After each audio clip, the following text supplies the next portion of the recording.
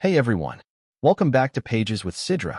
Today, we're diving into Chapter 12 of the Rebellious Apostle of the Harvest Goddess. And trust me, you don't want to miss what happens next. Before we jump in, if you've got a favorite scene or a prediction for what's coming, drop it in the comments. I love seeing what you all think. And don't forget to hit that like button if you enjoy the story. It really helps the channel grow. Alright, let's get started. Hei Sujin walked toward Chansu, her voice filled with shock and confusion. What on earth happened here? She demanded. Chansu smiled, a playful glint in his eyes as he replied. Didn't I say that I was going to occupy the surrounding blocks?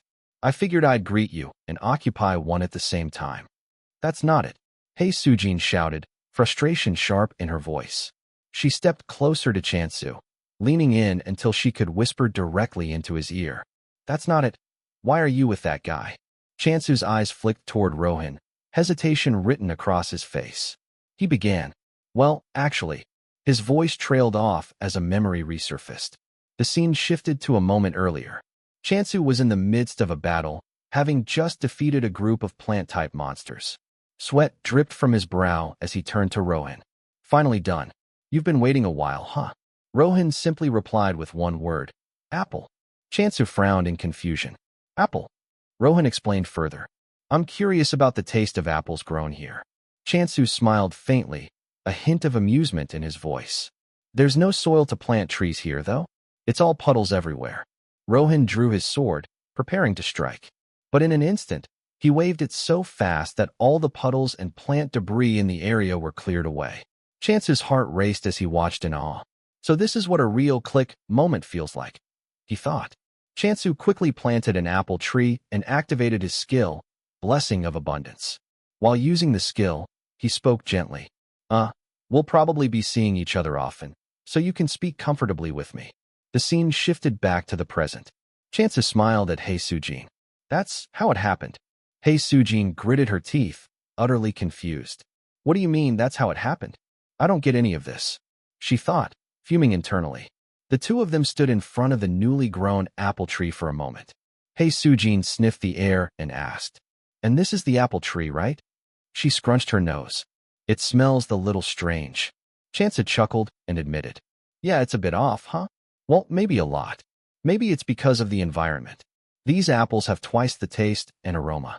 Depending on where you inject the growth points, the flavor changes.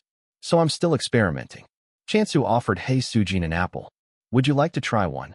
But Hei Sujin, still covering her nose, shook her head. I'll pass. Her attention then shifted to the remnants of the plant monsters Chansu had defeated. She examined them closely. Oh, so this is that ostrich buckweed you caught, huh? Chansu looked genuinely surprised. That's what it was called. Hei Sujin knelt down near the plant monsters and pulled out a test tube. She carefully collected sap from the creatures, thinking to herself, this monster, resembling an ostrich's behavior and backside, only moves at night and is notoriously hard to capture. The condition's good, but why is it so good? She looked at Chansu and asked, Did you hunt all of these yourself, Mr. O Chansu? Chansu nodded. Yes, that's right. And Sir Rohan didn't hunt any, she pressed. No, is that a problem? Chansu replied casually. Hei Sujin grabbed Chansu's hand tightly, almost painfully, as she spoke. Then of course you're selling them, right? It's not exactly my specialty, but these will fetch a high price. Chansu winced in pain as Hei Sujin's grip was so tight that a blood vessel nearly burst. He stammered, I'll sell them. I'll sell them. I'll sell them. Finally, Hei Sujin released his hand. Chansu silently prayed, Please tell me that didn't break. Hei Sujin smiled as she looked at Chansu, thinking to herself, skilled in both combat and farming, and even has a sworn master by his side. From the very first meeting, he's completely beyond common sense. But I'm really glad I met him. Her thoughts continued, excitement bubbling inside her. 100 apples, the man-eating plant sap, and soon, new crops too. Suddenly, Chansu called out to her. Miss Sujin? Hey Sujin. Startled, she snapped back to reality. Yes. Did something happen? Chansu spoke with urgency. The supplies I ordered.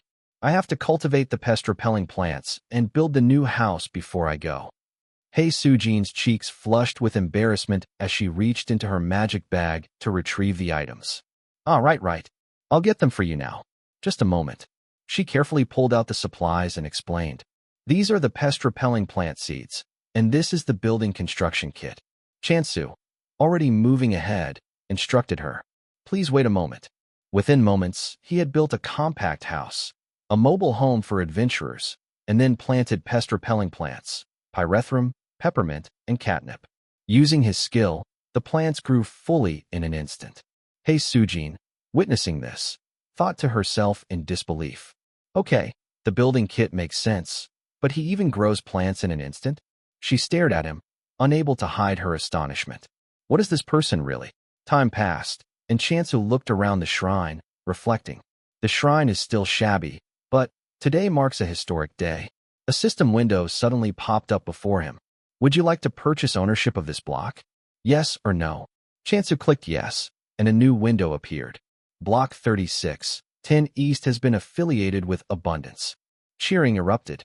Chansu, the goddess, Ari, Hamdal, and Doji all smiled in celebration. Woohoo! Chansu looked at the screen, pride in his voice. Finally, 100 ownership tokens have been achieved. He thought to himself, there's a 10 per day purchase limit, so it took 10 days. But at last, I'm officially a landowner. Paid with my own money. Chansu continued, explaining aloud. A single block usually consists of 100 ownership tokens. Securing them all grants that faction ownership. In the real world, I could barely afford a single room. But somehow, this feels so rewarding. He glanced at the system window again, contemplating quietly. And now that I've bought it, new features are unlocked. The most important of them is the block attribute system. Another system window appeared. The attribute you can grant depends on the nature of the block. Chansu looked at the goddess nearby and thought carefully. According to the tip, this one supposedly suits the goddess well. The system prompted him. Select an attribute to grant this block. Growth and death. Chansu's thoughts sharpened with determination. As expected of our goddess. Can't let my guard down, not even for a moment. He spoke aloud, deciding. Growth seems better than death, right? It might help the goddess grow too. He selected growth, and a new system window appeared. Growth attribute has been granted to block 36 North, 10 East. Chansu looked around, studying the block carefully, and spoke to himself. The grass looks a bit greener. Not much else has changed. He thought further. Probably because it's only level 1. Since there's an upgrade system, I'll see more effects later. He opened the status window once again, reading aloud as the system displayed the effects. The listed effects are growth for flora and fauna, skill growth, and Chance's eyes widened as he noticed something unexpected on the system screen.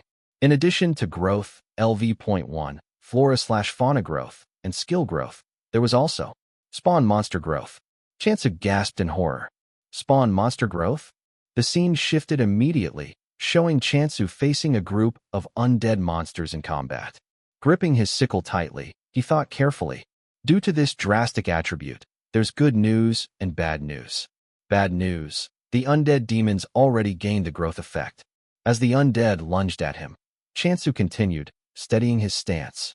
Good news is, it's still manageable for now. Even with the boosted monsters, Chansu skillfully cut them down, his attacks precise. After defeating them, he spoke again. Other good news is that growth also boosts the point rewards. At that moment, Rohan appeared nearby. Chansu, glancing over his shoulder, asked in surprise. Oh, when did you get here? Rohan replied casually. Just now. Chansu raised an eyebrow and asked. Didn't we agree you'd drop the honorifics? Rohan cleared his throat, a little embarrassed. Ahem, still getting used to it. Chansu shook his head, but pressed further. Anyway, the fact that you came looking for me, does that mean you ran out of apples?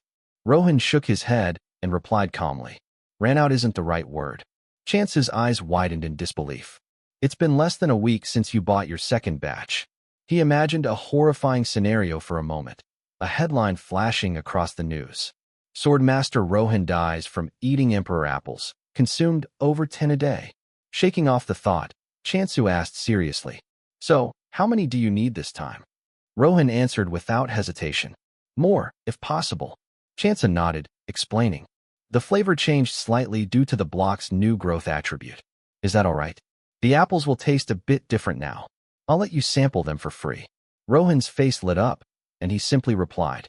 Okay. The scene shifted to a peaceful afternoon. The goddess, Ari, Hamdal, and Doji were all gathered together, enjoying a serene picnic. They laughed and shared food, their expressions full of joy. Everything seemed exceptionally peaceful. Too peaceful, perhaps. Suddenly, Chansu appeared, walking alongside Rohan. The group immediately tensed, sweat forming on their brows as they noticed someone approaching. Chansu's eyes widened as he thought, "Goddess, why is everyone?" Ari's eyes narrowed instinctively. "Who's that guy?" Ari thought, a chill running down Ari's spine. "I sensed something ominous." Rohan began drawing his sword with unnerving calm, and Ari's anxiety spiked. Sweat beaded on Ari's forehead as Ari stared at him, Ari's mind racing. Could he be a butcher? Now fully drawn, Rohan's sword gleamed in the light, and the sight made Ari's heart almost skip a beat. His voice cut through the tension, calm yet terrifying. "You're lucky. Interesting familiars you have there." Seeing Rohan brandish his sword, Chansu panicked and shouted, "Wait, Rohan!" Rohan slashed his sword through the air, and Chansu instinctively moved to shield the goddess and the others from the attack. But to his surprise, nothing happened. Chansu noticed an apple fall gently to the ground. He looked up and saw more apples slowly descending from the trees. His eyes twitched as he thought bitterly to himself. So he was just trying to harvest apples after all. Would it kill you to warn us first? Glancing at the goddess, Chansu realized, looks like he hasn't noticed the goddess's presence yet, since he called them familiars. Rohan, meanwhile, calmly filled his magic bag with the apples. He spoke. "I wasn't sure at first, but once I swung my sword, I knew. This block has the growth attribute, doesn't it? Let me stay here. I'll pay while I train." Chansa blinked in surprise. "Huh, pay?" Rohan simply nodded. Chansa pressed further. "As in how much?" With perfect composure, Rohan replied, 9,929,421 per month. In an instant, Chansu, Hamdal, Ari, and the goddess froze, their mouths hanging open in utter shock. Doji, on the other hand, remained completely unfazed, casually inspecting the apples that had fallen to the ground. Then, without hesitation, Chansu lunged forward and grabbed Rohan's hand. Shaking it vigorously, he said with a wide grin, "Welcome, valued customer. What did you think of today's twists and turns? I want to hear your thoughts. Drop your predictions and favorite moments in the comments below. If you enjoyed this chapter, make sure to like, subscribe, and hit the bell so you don't miss the next one. Your support really helps the channel keep bringing these stories to life. Until next time, keep turning those pages with me, here on Pages with Sidra.